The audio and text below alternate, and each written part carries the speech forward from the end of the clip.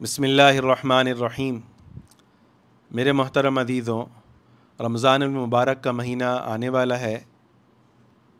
حدیث شریف میں آتا ہے کہ رمضان میں ہر روز لاکھوں لوگوں کے لیے مغفرت کا اعلان ہوتا ہے۔ اتنا جو ہے اللہ تعالیٰ بندوں کی روزے تراویح سے اتنا اللہ بندوں سے خوش ہوتے ہیں، اور خوش ہو کر اللہ انعام کیا دیتے ہیں کہ جن کے لیے جہنم کا اعلان ہو چکا ہوتا ہے ان لاکھوں لوگوں کے لیے جنت کا اعلان کر دیا جاتا ہے۔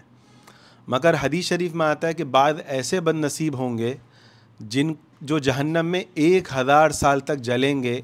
اور پھر اللہ سے کہیں گے کہ ہمیں جہنم سے نکالا جائے۔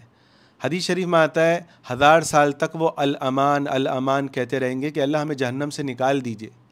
حدیث میں آتا ہے جب ان کو جہنم سے نکالا جائے گا تو اللہ تعالیٰ ان کو دیکھ کر دوبارہ جو ہے جہنم میں داخل کر دیں گے۔ تو صحابہ نے آپ صلی اللہ علیہ وسلم سے پوچھا کہ دوبارہ ان کو جہنم میں کیوں داخل کیا جائے گا؟ تو پیارے نبی صلی اللہ علیہ وسلم نے ارشاد فرمایا، جس کا مفہوم ہے کہ یہ وہ گناہ گار تھے کہ جو رمضان المبارک میں بھی توبہ استغفار نہیں کرتے تھے، رمضان میں بھی گناہوں کی حالت میں رمضان گزارتے تھے، اس لیے ان کو جہنم میں 1000 سال تک جلنے کے بعد بھی ان کو دوبارہ جہنم میں ڈالا جائے گا۔ تو میرا عزیزو، ایسا نہ ہو کہ ہم 11 مہینے تو گناہ کرتے ہیں، اور افسوس کی بات ہے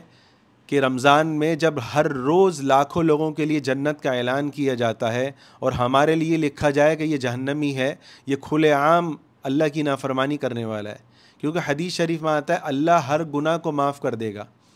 مگر جو شخص اعلانیہ بغاوت کرے گا، پیارے نبی صلی اللہ علیہ وسلم نے فرمایا کہ یہ اتنا بدبخت ہے کہ جو اعلانیہ کھانا کھائے گا، اعلانیہ جو ہے روزہ نہیں رکھے گا اور لوگوں کے سامنے روزہ رکھ رہا ہوگا،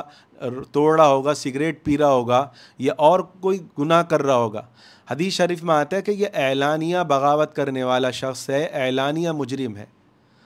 اور حدیث میں آتا ہے اللہ ہر گناہ گار کے گناہ کو معاف کر دیں گے، مگر جو کھلا جو گناہ کرے گا، اعلانیہ گناہ کرے گا، ڈنکے کی چوٹ پہ متکبرانہ گناہ کرے گا، اللہ ایسے گناہ گار کے گناہوں کو معاف نہیں کریں گے۔